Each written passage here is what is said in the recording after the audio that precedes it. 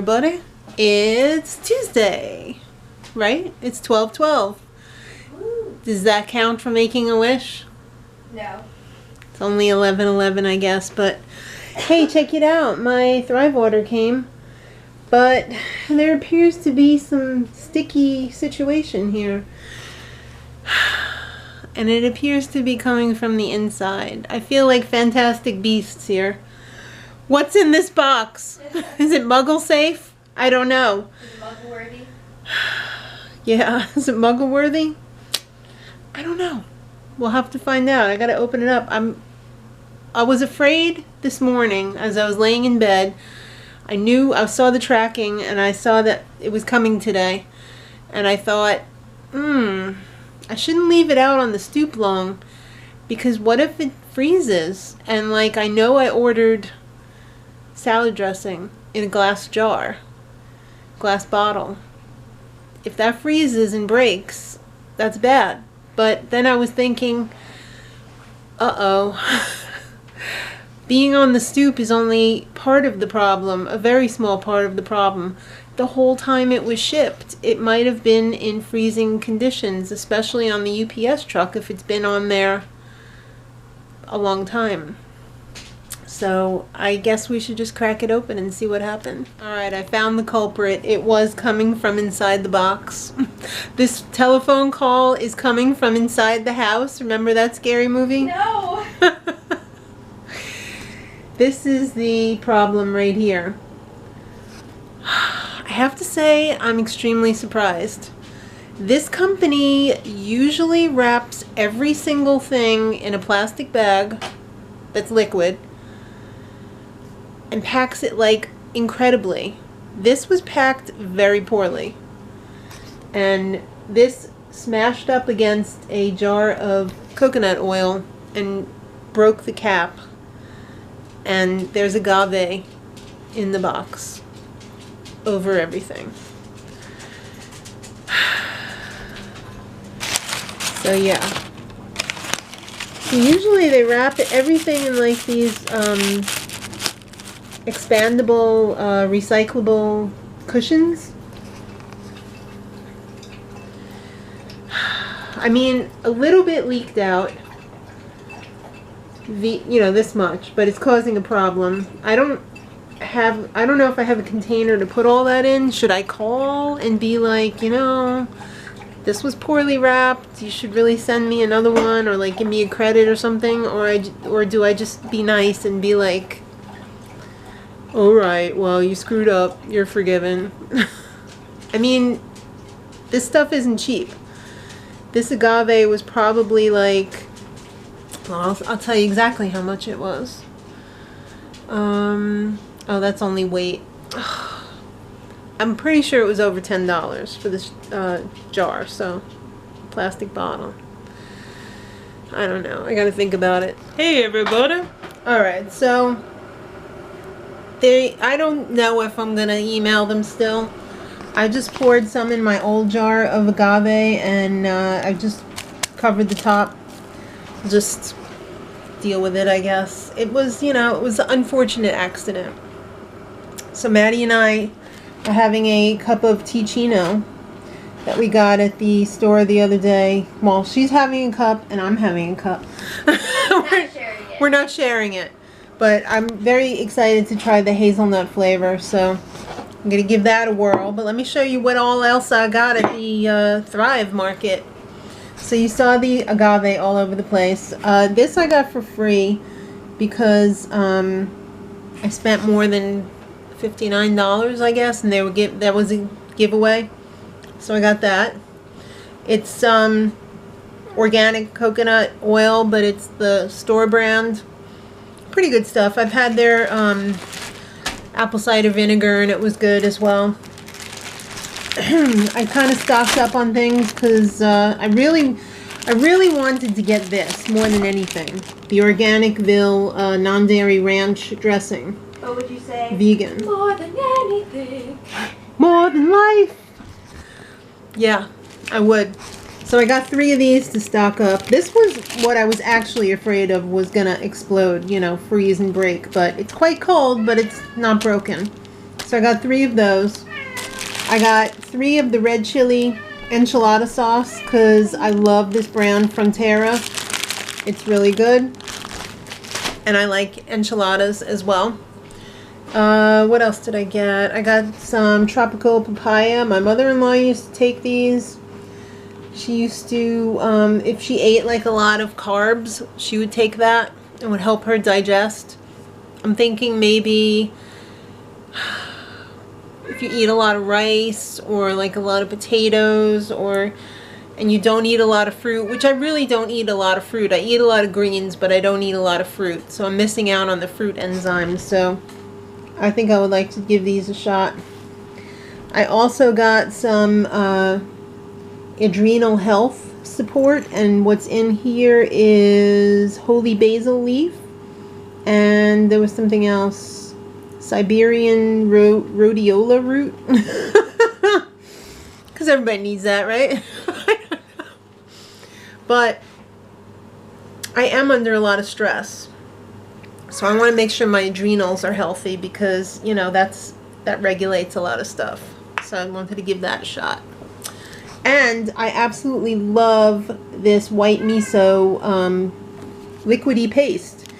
I use this when I make bean pot or if I want a quick miso soup. It's very simple. You just boil your water, you flip the top, you pour in a couple of teaspoons or tablespoons depending on how much you need, and it's great. It's a great substitute for veggie bouillon as well. And it's got, you know, the fermented soybean in there because it's miso. And this one just happens to be organic, which is awesome.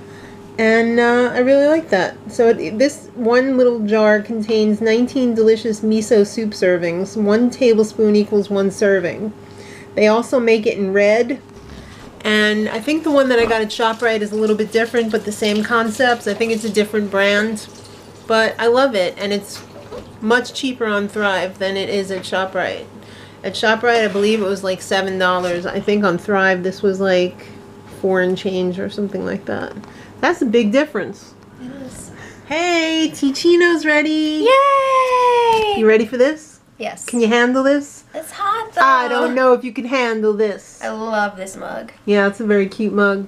Remember Daddy always uses all the mugs that you've been buying? Yes, I do. That's Before good. you get a chance to use them? You know what this makes me think of? Hot chocolate? Sort of, but also, okay, story time. Uh-oh. I've never really been a coffee drinker except for like that one little thing. I used to drink those like Starbucks in the jar, in the glass bottles? bottle, double shot, whatever. Double shot cappuccinos or whatever. But you told me like, okay, you can drink coffee when you're 13. I was like, I don't want it anymore when I finally turned 13. Mm-hmm. But anyway, whenever I go to like coffee shops and stuff with people, I don't like coffee, but I smell like when people get the either French vanilla or hazelnut, and I'm like, you know what? That smells amazing, but it's coffee. So this is like taking that flavor and what? There you go.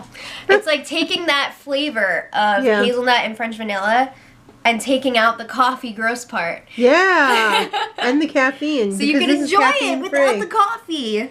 No caff. Which is wonderful. Yeah, this really, I have to say it's my favorite. It's a medium roast. The last one I had, where if I can find where I have it. Oh, it's up here. Last one I had was like coffee grind. Oh, I got mocha. I love mocha. This is a chocolatey one. Oh, that's also medium roast. What made me think that was a dark roast? But anyway, this one was really good. Love it. I like to do that one in my French press. And this one comes with the tea bags, but it's kind of more expensive with the tea bags. I think I would just get, now that I know that I like the hazelnut, I'm just going to get a bag of the ground up one next time. But that is very smooth, not bitter at all. And like Maddie was saying, it kind of tastes like hot chocolate, but not sweet hot chocolate, like coffee hot chocolate, but without the coffee. So like hot chocolate without the sugar, but still good. Alright guys, I got a project in the works today. I started my sourdough starter. I started the starter. So about this morning, I mixed the sourdough starter with flour and water, and you could see it's kind of like bubbling. It's like eating, because that's what happens when it eats. I guess it like farts. So, like when Sean liked that. Like when you bake bread and you proof the yeast, the bubbles come out of the yeast because it's eating and it's farting out, you know, whatever. So my sourdough starter is working because I can see it's farting out the bubbles. So now after I've let this sit for 4 hours, 5 hours, it says you got to take out a cup of it and throw it away. It seems very wasteful, but that's the way it goes. That's the way the cookie crumbles. So I guess I'm just going to stick that in the sink. And I'm going to add a fresh cup of flour and water. Half flour, half water. Mix it in with that. That's feeding it. I guess it's like eating off the gluten. Because there's like... It's eating sugar? No, because there's no sugar in there. It's just like flour and water. So I guess it's like eating the gluten or maybe eating the starch. I don't know. But anyway, you have to do that, it says, for 7 days. So you have to keep feeding it every day for 7 days, and then you're ready to bake bread. And then you like keep this thing hanging around like a pet.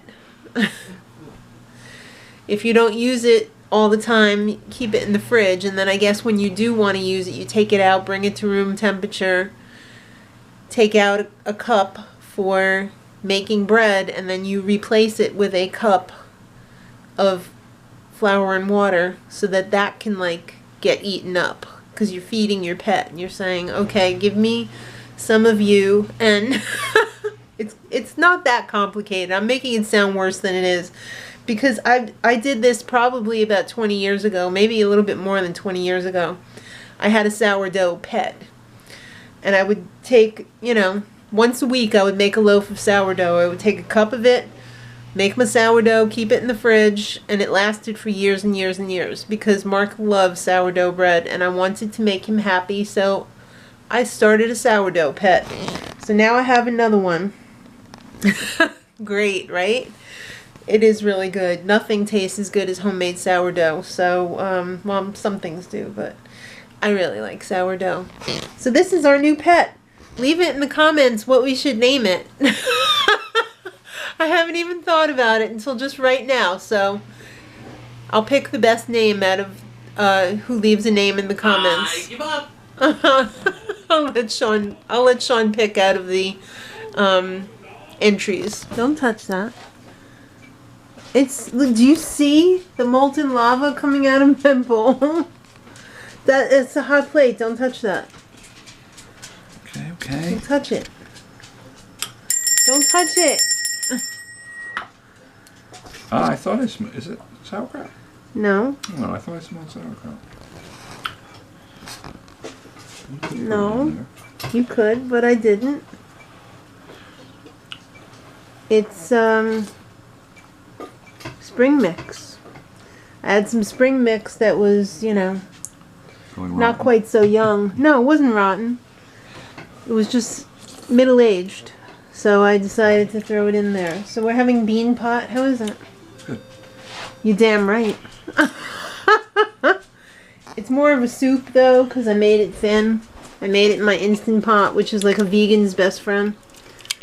Besides their lovely husbands. Anyway, yeah, you look good. So it's got the usual suspects: some carrots, tomatoes, mild chilies, white beans, some seasoning, of course some perfectly cooked basmati. Even though I don't have my perfect little rice cooker, I have to survive without it. Brings me back to the days before I had it. And I still made perfect rice. It's just a pain. Oh, also some mushrooms in there. Some beer brats, aka vegan beer brats, tofurkey.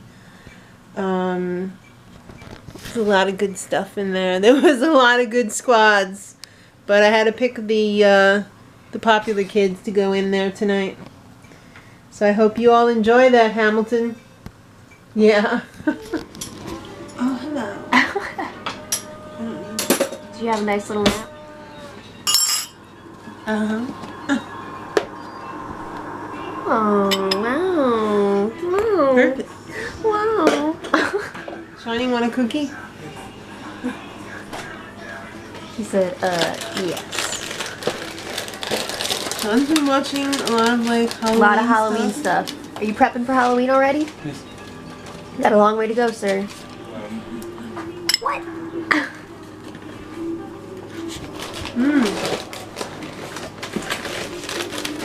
Yeah.